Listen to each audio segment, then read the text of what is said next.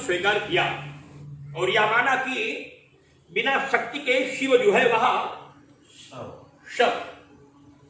यह बात भगवान आदि शंकराचार्य जी की मानने के लिए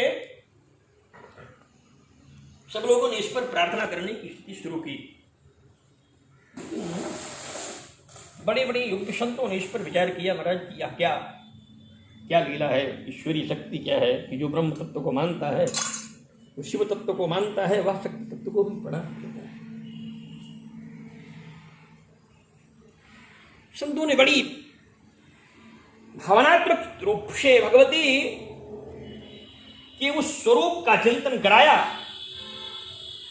कि जब साक्षात शिव बिना भगवती की भिक्षा मांगे बना शक्ति की रक्षा नहीं कर पाए, सर्व समर्थवान प्रलयंकर को भी भगवती से भिक्षा मांगनी पड़ी।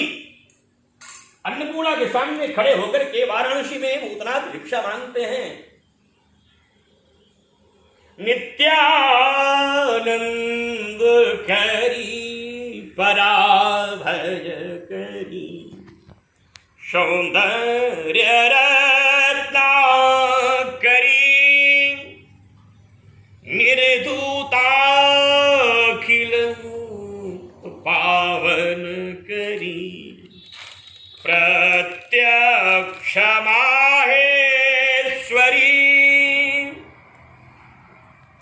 भिक्षां देहि कृपावलंबन करी माता अन्नपूर्णेश्वरी अन्नपूर्णे सदा पूर्णे शंकर प्राण वल्लभे ज्ञान वैराग्य सिद्ध्यर्थम भिक्षां देहि च पार्वती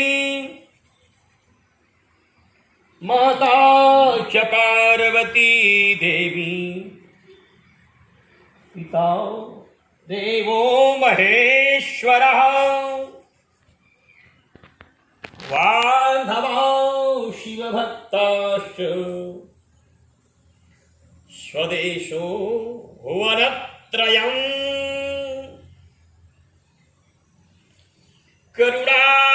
करुणानिधान माते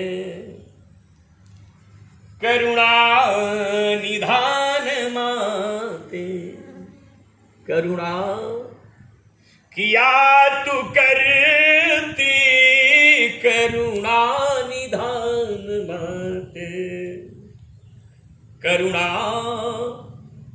किया तू करती जब जब हो संकटों में रक्षा तू करती जब जब हो संकटों में तेरी कृपा कृपाबिल शब शून्य सा है दिखता जननी दया बिना तो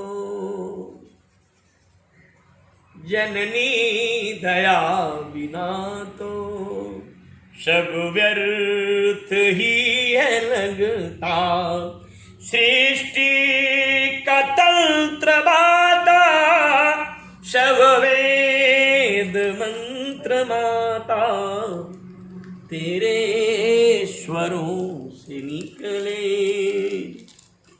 सब आदि शक्ति दाता तुम ही हो ब्रह्म रूपा तुम ही हो विष्णु रूपा तुम ही हो शिव समाहित शिव शक्ति माति रूपा तुझको भी वेद कहते हो तुम अनंत माया जय हो तुम्हारी जय हो तुम्हारी माया। सृष्टि के आदि शक्ति और संसार के अभ्युदय और उसके विस्तार का एक एक कण बिना भगवती के अनुग्रह से संचालित हो नहीं सकता। ऋषि मुनि देवता संत भक्त और उपासक निरंतर आपकी शरणागति में ही बैठ के आपकी कृपा प्राप्त करते हैं। वेद के स्वर, पुराणों के श्लोक, तंत्रों के मंत्र, मंत्रों की सिद्ध, जापकों की जप संख्या और साधकों की साधना का तत्व ही भगवती के अनुग्रह से प्राप्त होता है। जब तक भगवती स्वतः कृपा नहीं करती तब तक जीवन में किसी भी उपलब्धि को व्यक्ति प्राप्त नहीं कर सकता। इसलिए उपलब्धियों को प्राप्त करने के लिए तो शरणागति स्वीकार ही करनी होगी। देवताओं को भी शरणागति स्वीकार करनी।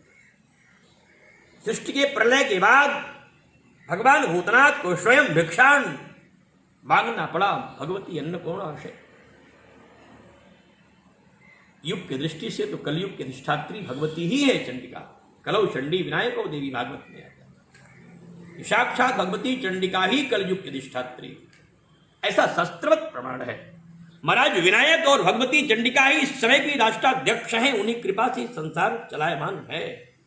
यह कलयुग में प्रत्यक्ष रूप से विराजमान है और सारे देवताओं के अवतार स्वरूप की चर्चा होती है। सबके जन्म स्थान उत्पत्ति के निमित्त की चर्चाएं होती हैं। भगवती के प्राकट्य की दिव्यतम चर्चा शास्त्रवत में है। भगवती का प्राकट्य होता है सारे देवताओं के तेज स्वरूप से। भगवान शिव के त्रिनेत्र से भगवती के मुखमंडल का निर्माण होता है।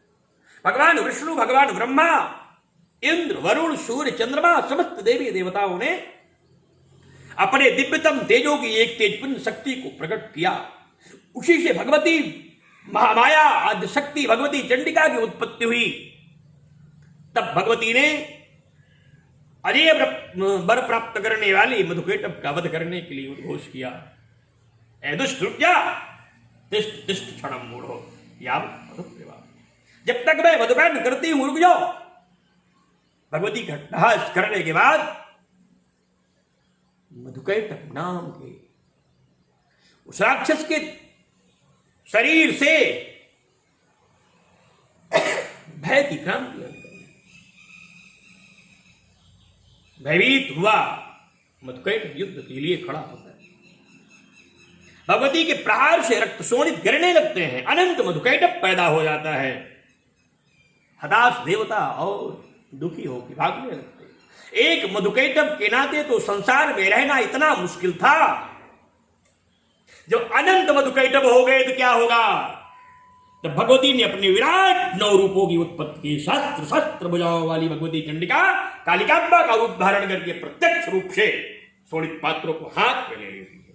भगवती चंडिका ने मधुकैटभ का वध किया, मुंडों को धारण किया, रक्त को पान किया। ब्रह्मा के वरदान को स्वीकार करती हुई भगवती ने रक्त पान कर लिया। कितना चिंतनीय विषय है। मां अपने पुत्रों की रक्षा करने के लिए रक्त भी पान करती। भगवान के वरदान को स्वीकार करने के लिए भगवती ने रक्तपान किया। यदि रक्त गिरता है मधुकैटभ की वृद्धि होगी।